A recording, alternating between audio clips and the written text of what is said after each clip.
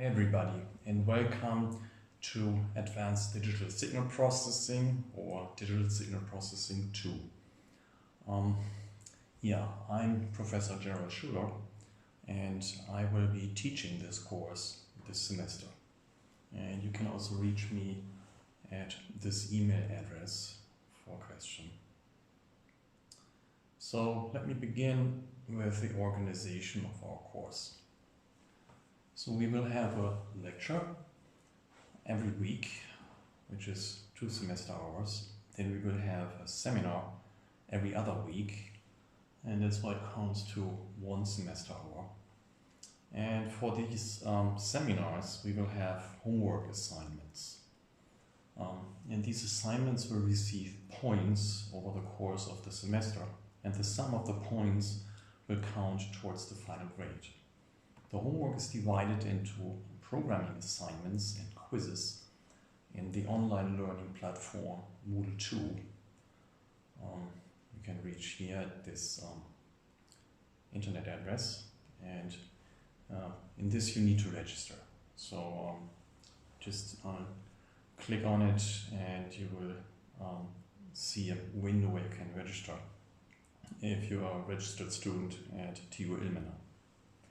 Also, there will be a final written exam at the end of the semester, and the homework will count for 30% and the final exam for 70% of the final grade. For the homework, quizzes will count for 25% in turn. And you need to pass the exam to pass the course. So you cannot just get the points from the seminars. So we have a website, also on Moodle 2, for the lecture, and this website contains the most up-to-date current lecture slides, and also the quizzes for them, and also the seminar slides and assignments, and also current announcements under moodle2.tuilmenau.de.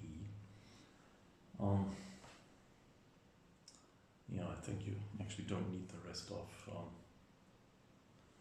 this here. So we also have an external website under our Fachgebiet. And this will contain the most current lecture slides, but from last year. So for the most current, you will go to Moodle 2. For last year ones, you can go to our external webpage. This doesn't need a registration, but keep in mind that they might be out of date. So they're also easily to find here in this external website. If you go to our group's webpage, our institute's webpage, then you can click through. So for our lecture, we have 5 credit points. Sometimes it differs a little bit which course you're taking for lecture and seminars. And 1 credit point, 1 license point, means about 2 to 3 hours per week. And that means together we have 8 to 12 hours per week. So keep that in mind. So that's a substantial time investment which you will need to make. Because of those slightly differing credit points, the Adsp people will get an extra homework assignment in the end. So we will use Python for programming, right? If you don't know Python yet, it's no problem. It's easy to learn it during the course. And Python PyLab is open source like Python, and it's quite similar to MATLAB or Octave, but it can be faster and it's also closer to the hardware. So we will mostly use it. So we're not really using Octave, but Python, and PyLab can be downloaded freely from the internet for all operating systems. but we will focus on Linux. So basically, we will expect that everybody has Linux on their computers. For instance, Ubuntu Linux. Yeah, so we assume some familiarity with MATLAB, Octave, or best of all, Python PyLab for this course. If you had MATLAB or Octave before, then that's still fine because it's very similar to Python PyLab.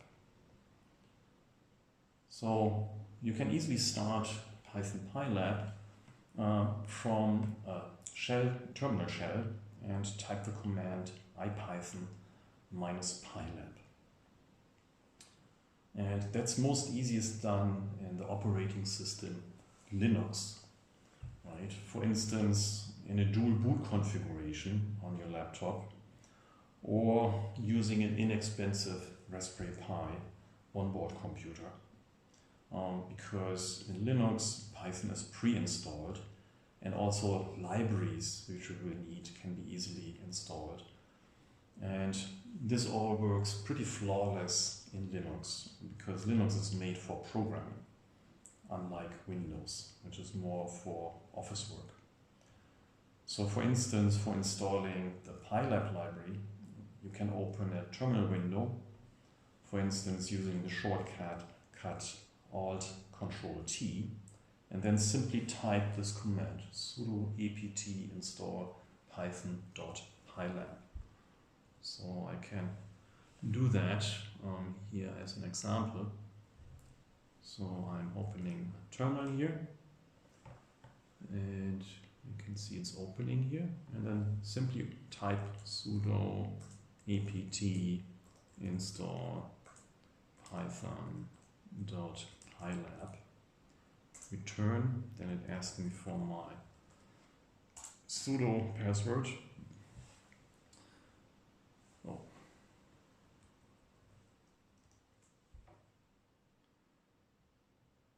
Okay. And it didn't work for some reason. In any case, I have it installed already. So when I type ipython, you can see here that it's opening ipython with this colorful prompt, and now behaves pretty much like MATLAB or Octave, if you're more familiar with that. And with quit as a function with parentheses open and close, you exit it again, and then you're back at the normal shell prompt. So this is a very simple and easy interface to Python. And it also works on less powerful computers like the Raspberry Pi. So this is also one of the advantages of the shell compared to graphical user interfaces. Graphical user interfaces usually allow less, and they are much more power hungry. So if you have a Mac OS, that's basically also a Unix operating system like Linux. And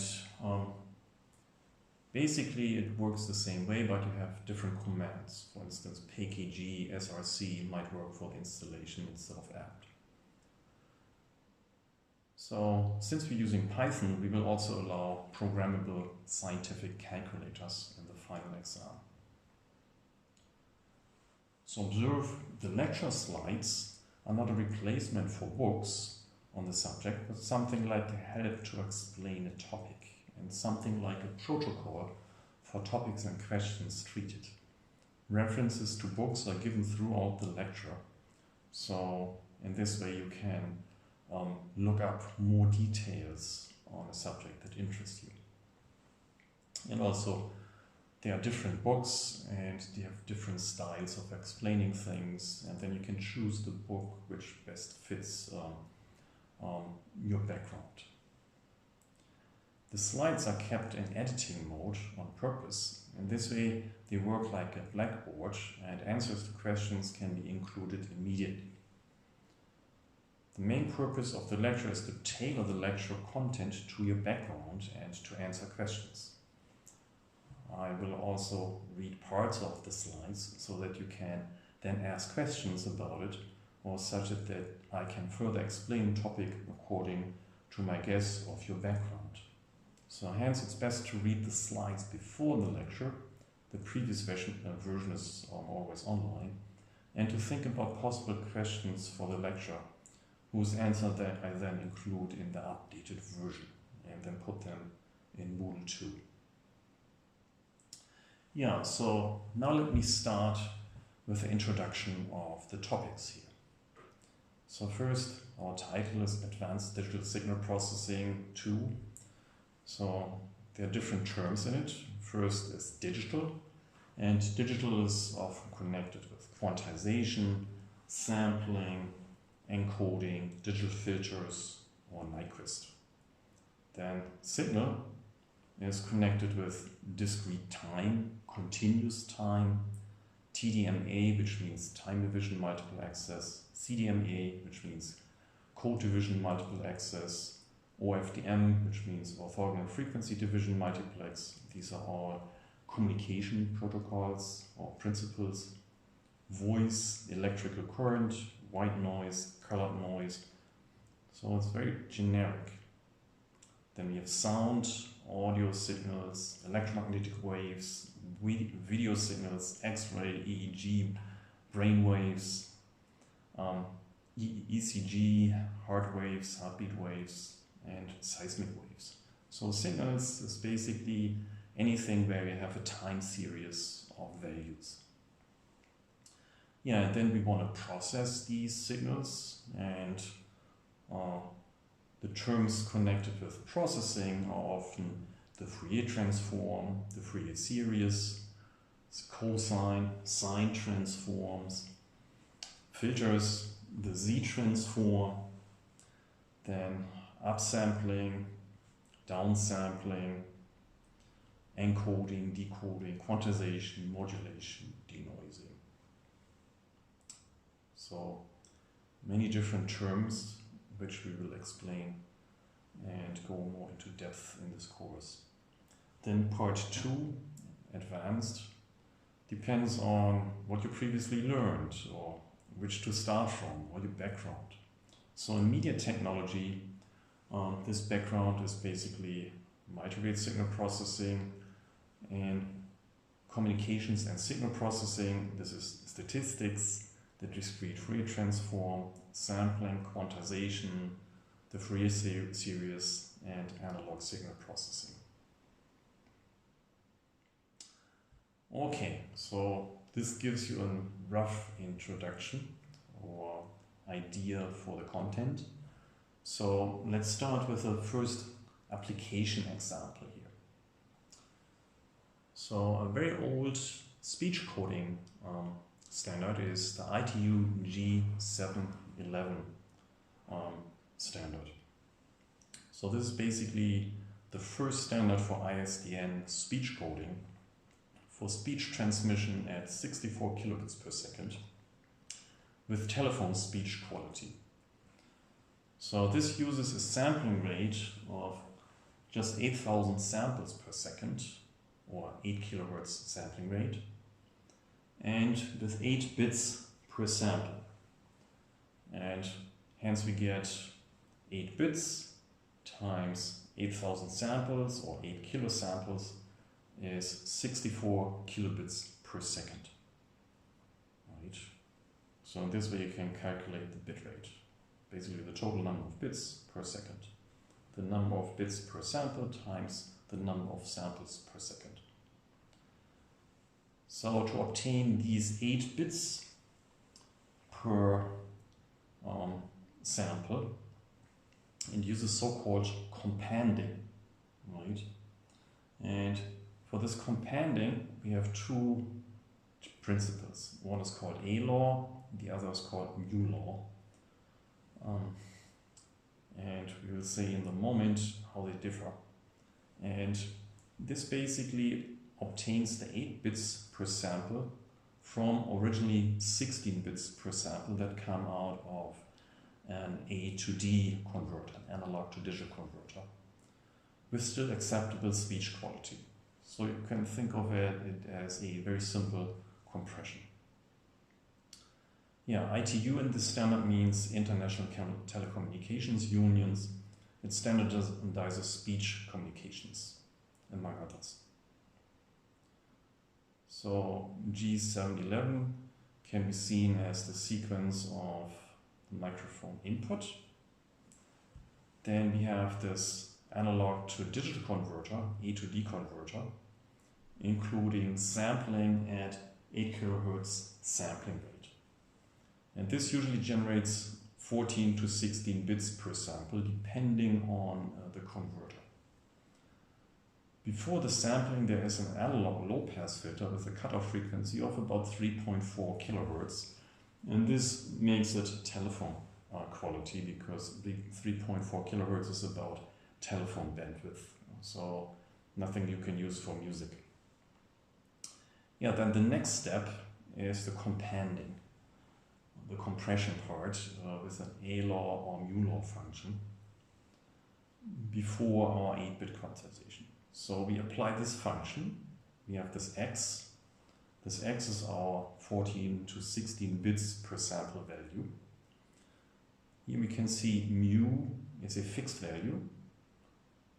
For instance, mu equals 255 for the North American standard. And then we just have this function. ln is the natural logarithm of 1 plus mu times x divided by this constant logarithm, the natural logarithm of 1 plus mu. So this would be 256 in this case. Yeah, and then y is then quantized using an 8-bit uniform quantization. Yeah, this can be also seen in this book, J&L Digital Coding of Waveforms, and you can also see it here in this link.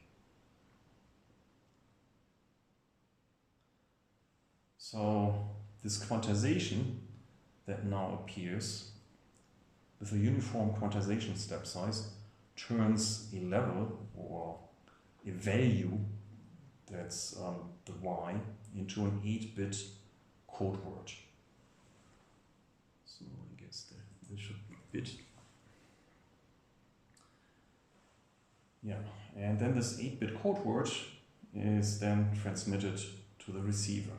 And in the receiver, we have the dequantization, which turns this 8-bit code word again into a level or value, the y, now a modified y because it's quantized. Then we expand the signal into the original value range using the inverse A-law or mu-law function after inverse quantization to obtain the original 16 bits per sample range. And finally, we have the digital to analog conversion, including the low-pass filtering in the end. Again, our filter, the low-pass filter of 3.4 kHz cutoff frequency. So this system allows us to have a telephone conversation over a digital ISDN line at 16 kilobits, 64 kilobits per second. So this system was standardized in the 1970s, and at that time the hardware did not allow for much more than companding. That's why it needed to be so simple. Today, fortunately, we have much more powerful hardware thanks to Moore's law, and hence we can devise much more powerful compression algorithms than this. Today, at 64 kilobits per second, we can get very high quality speech instead of just telephone quality speech. Current speech coders allow for audio bandwidth of above 10 kilohertz at that same bit rate, which means speech sounds like if we are right there with a speaker. So sometimes you can observe that at digital telephones. Also at 64 kilobits per second, we can transmit high quality audio music signals using, for instance, the MPEG AAC standard, which is also used, for instance, in iTunes. The transmission of music over ISDN lines, was actually the original motivation for the development of MPEG audio compression. But ISDN lines are outdated nowadays, but compression remains useful, for instance, for wireless communications and connections. For instance, downloading or streaming through your wireless phone. Observe that ISDN has a fixed bit rate of 64 kilobits per second and also has a fixed connection. So you dial to the person you would like to talk to, and you have a fixed connection, and each bit you generate is sent off to the receiver right away without delay. In contrast, the internet has no fixed bit rate. Right? Depends on the individual connection, and then there's also no fixed connection. First we assemble a certain number of bits into packets, and these packets get headers with the receiver address, and then the switches in the internet route the packet to the receiver. Observe that this also leads to a delay, first for the assembly of the packet, and then for the switching in the internet. This also shows that originally the internet was not made for real-time communications, but just for data traffic.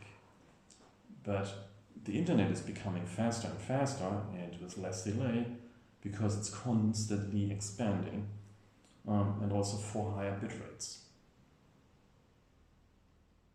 So this makes it suitable also for real-time communications nowadays. Yeah, so now about the A to D and D to A conversion of a signal and the quantization. So here's a little hardware example of an analog to digital converter. I have this picture from Wikipedia, analog to digital converter, and here you can see it. So it's actually quite tiny. It's inside your computer, and this piece is basically on the sound card of your computer, where you connect your microphone and speakers to. Right? So this is made for audio signals. You also have bigger ones for high frequency and radio frequency signals. Yeah, so this A to D converter measures the voltage at its input and assigns it to an index or code word. So a Python example is, assume that we have an A to D converter which has an input range of -1 to 1 volt and 4-bit accuracy. So usually we have many more bits, but just for the sake of simplicity, let's assume we have 4 bits. So we have a total of 2 to the 4 code words or indices. And the A to D converter has 0.2 volts at the input at this very moment. Right? So one possibility to obtain the quantization step size or quantization interval in Python is using this calculation here. So again, we open the terminal, type Python, now without the -pylab. It's less comfortable without the -pylab, but it's still doing the job. So here you have less functions, you have to import math libraries and such, but still it's fine. So I can actually show it to you. So here I have my terminal. So now I type Python. And here I'm getting the prompt from Python, and I can now enter my calculations, which I can do now here. Let's make the window a little bit smaller. So we have step size equals upper limit 1.0 minus lower limit, which is -1.0. This gives us the total range of values. And then we divide this range by the number of intervals that we have due to our 4-bit quantizer. So here we have 2 to the power of 4 is 16. So then we can type step size to see what's inside, and we get 0.1250. Right? So 1/8. So this is now our quantization step size, which means this is the size that we have from one quantization index to the next. Yeah, and then basically the quantization index is obtained by taking our value that's currently at the input, 0.2, and divided by the step size and round it. So I can again do it here. So we just use round 0.2 divided by step size. Right. This is our index, 2.0. Right. This is what we have here. So this is now an integer number, this index, and this is then encoded with as few bits as possible and then sent to the receiver. Yeah, and if this step size, this quantization step size is constant and independent of the signal, we call it a uniform quantizer. Right? And this index is then encoded using the 4 bits and then sent to a decoder, for instance, using the 4-bit binary code word 0010. So this is the usual representation of the 4, and in this case we would have also uniform code word length. The first bit usually is the sign bit, and the decoder reconstructed the voltage by first decoding the code word to an index, and for instance by multiplying the index with the step size. So you can see it here. Again, we can do it in our terminal window. So we have reconstructed equals step size times index. Yeah, I didn't assign index. Index equals, that was the 2. So this is the reconstructed.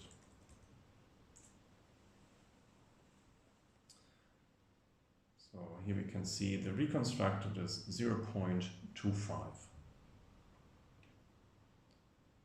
So this is also called the dequantized signal, and we see that it's different from the original. The original was 0.2, right? But now the reconstructed is 0.25. That means we get a difference, and this difference is called the quantization error.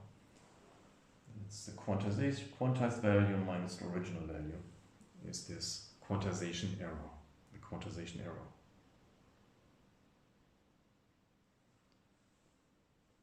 Yeah, so here we can see that there's always a range of voltages which is mapped to the same code word, and we call this range delta or step size. So this is the step size that we computed before, the step size of 1/8. These steps represent the quantization in the A to D conversion process, and they lead to quantization errors. So that's the crucial part here, we get errors.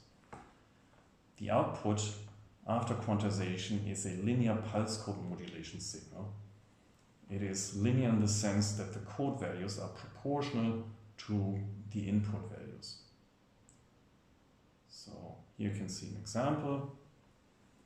Here we have the original in blue and the quantized and dequantized signal in red. Right? So here you can observe the jumps in values.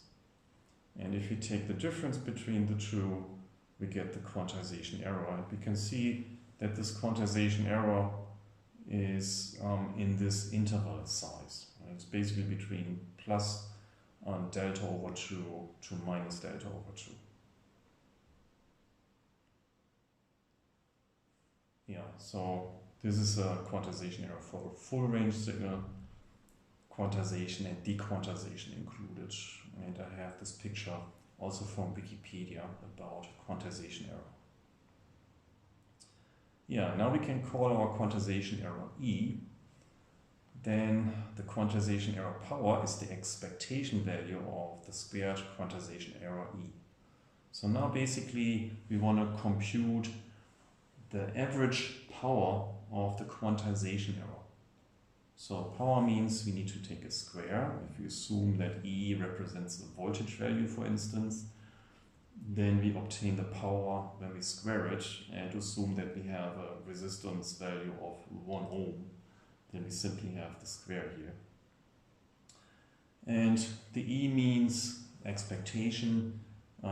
In our case is simply taking the average.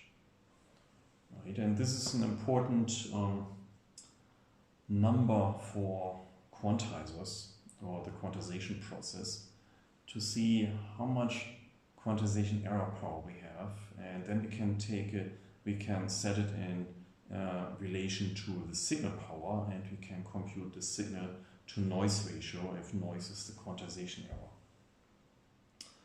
Yeah, so fortunately this error is easy to compute in our case. So here we see we integrate over all possible error values in the range of minus delta over 2 to plus delta over 2 as E squared times the probability of this E. Right? So this is the probability value. So P is basically the probability density function of our error value E. Yeah, so this gives us the weighted average, and this is then the average error power. Yeah, so this number will give us some impression of the signal quality after quantization if we set it in relation to the signal energy to obtain the signal to noise ratio, SNR, of our quantizer or A to D converter.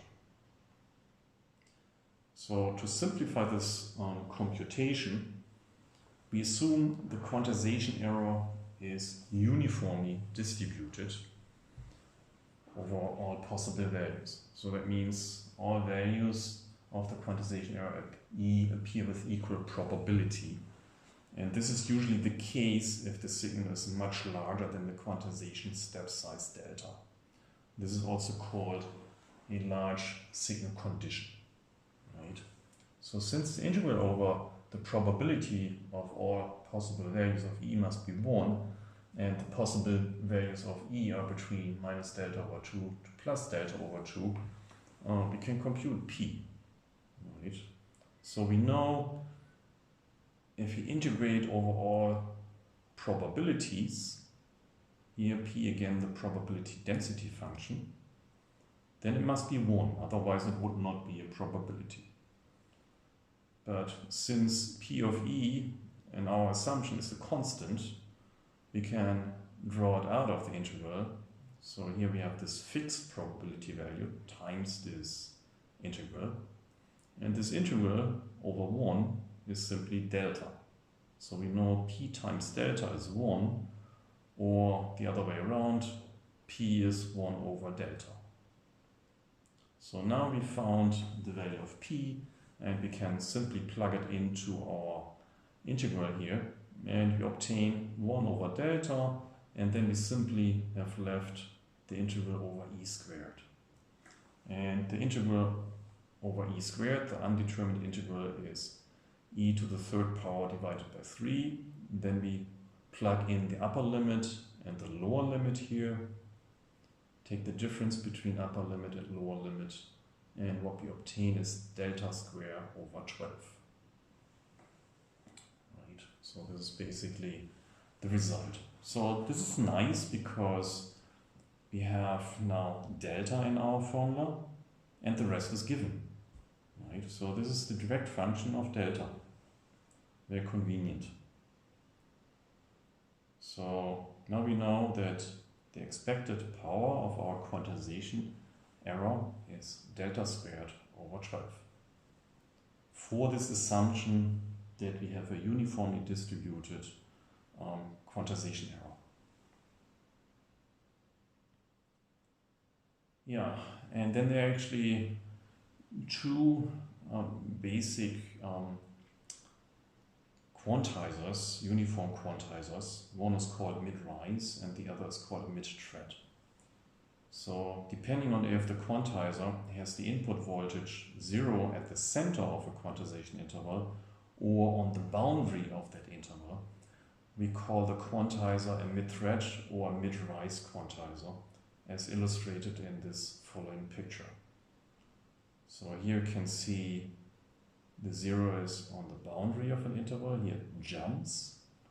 And here you can see the 0 is in the middle of the interval, so all small values will be quantized to index 0.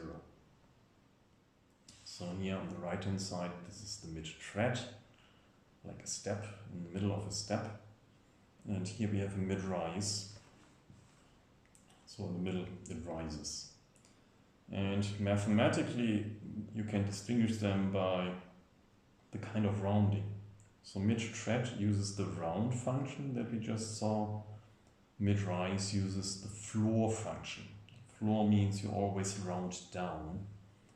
But since you always round down, you add half the quantization interval here in the decoding for the dequantization.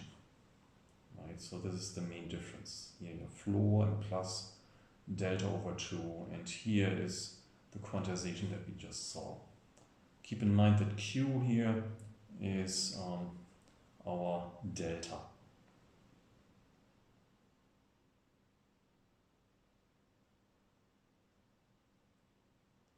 Yeah, so I have these pictures here from these websites. Yeah, and Q of F here in these formulas is the index after quantization.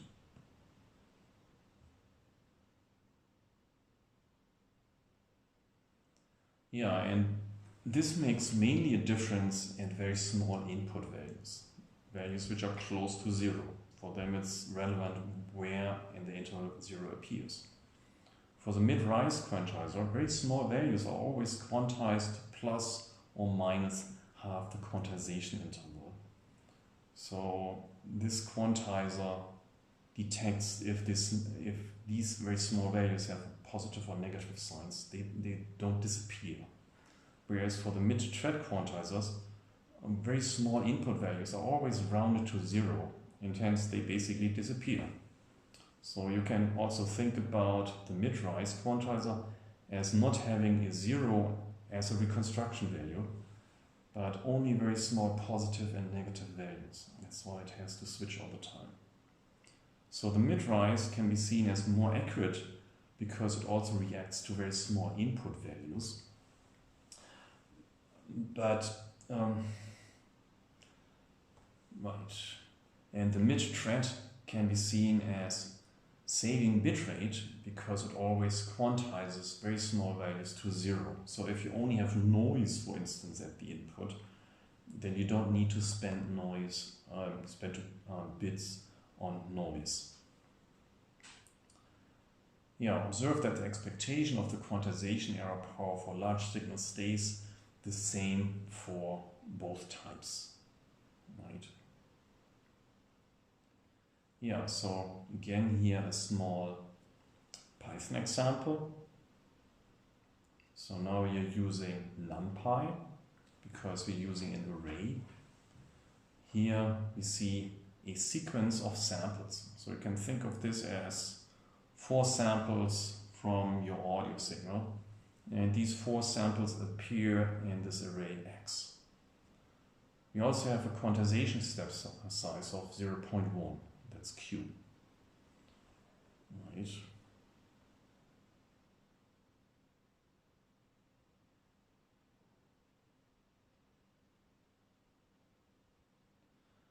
Yeah, so in case the library NumPy is not installed in your system, you can install it under Linux using the command sudo apt install python.numpy, or using the pip command pip install numpy. In the same way, other missing libraries can easily be installed. So now we can use it to compare the 2 different types of quantization. First, the mid-thread. This is the one that's using round. So now we can see we apply round to x, which is now an array, divided by q. So each entry of this array x is now divided by q and rounded. And here we get the indices that result from it. So this is these are the numbers that we then would need to transmit. In the decoder, we do the dequantization by simply taking these indices and multiply them with q. And here is the reconstructed array of indices, of values. So the mid-rise, on the other hand, uses floor. Right? So here you get slightly different indices. You can see the first index was -12 for the mid-thread, and it's -13 for the mid-rise, because it's using the floor operation. So then the dequantization here results in taking the indices, multiply them with the quantization step size q, and now add the quantization step size, and you get slightly different reconstructed values. Right. So here you can see the first value was rounded to 0, and here you can see the first value is rounded to a small value here.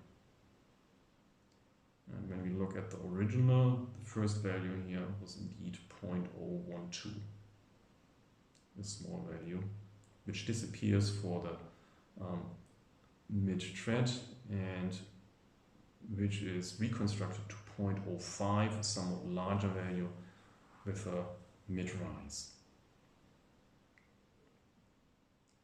Yeah, we also have a real-time audio Python example, and for this you need a microphone, right? The microphone connected to your laptop, and then we use Python to access the sound device in real time, do the quantization, the dequantization, and then play it back to the speaker of your laptop.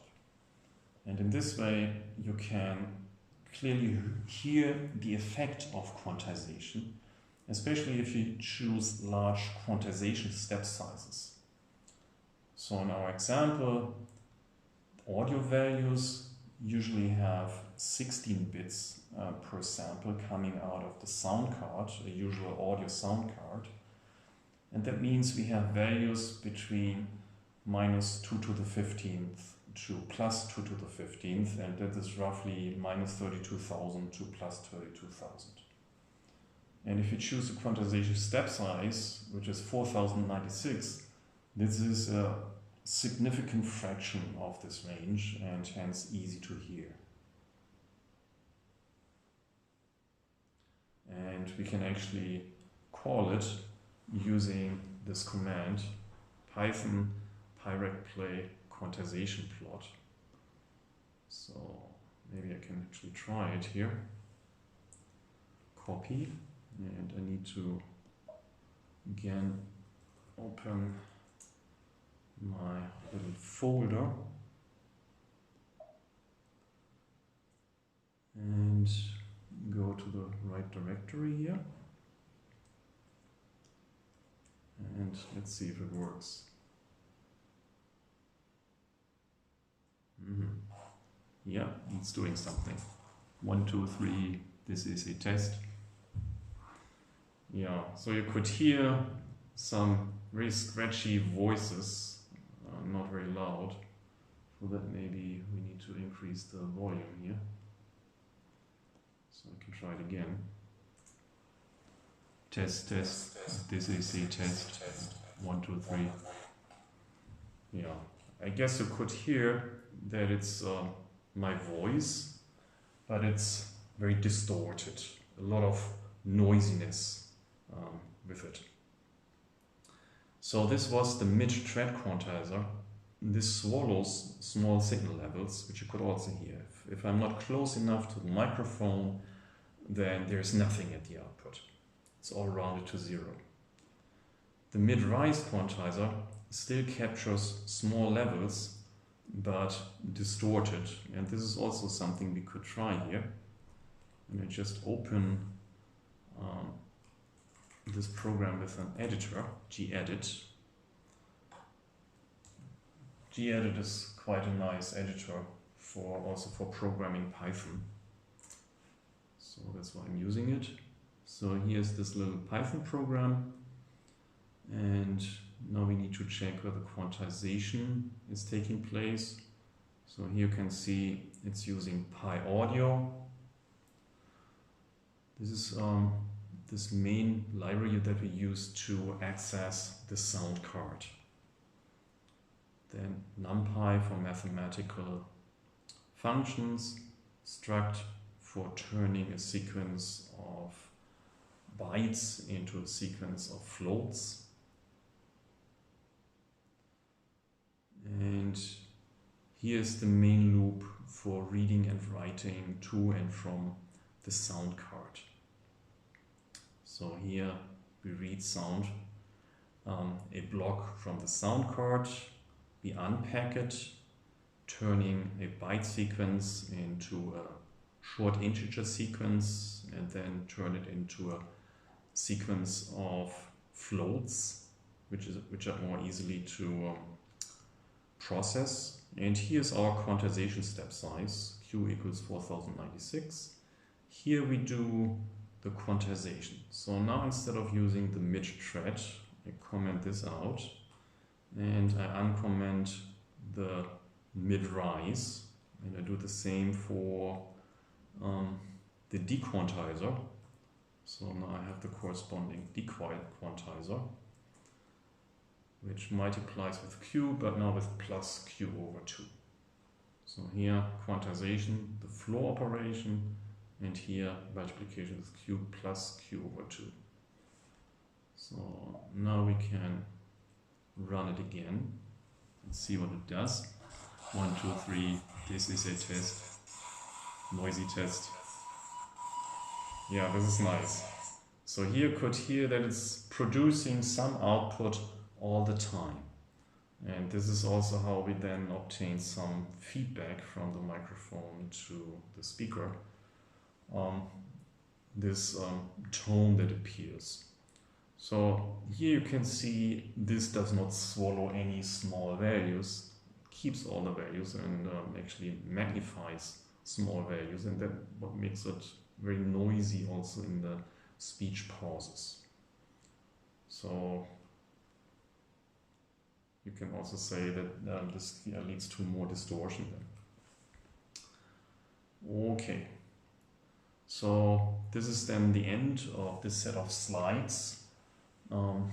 Yeah, then thanks for your attention, and questions are answered after this video. Bye bye.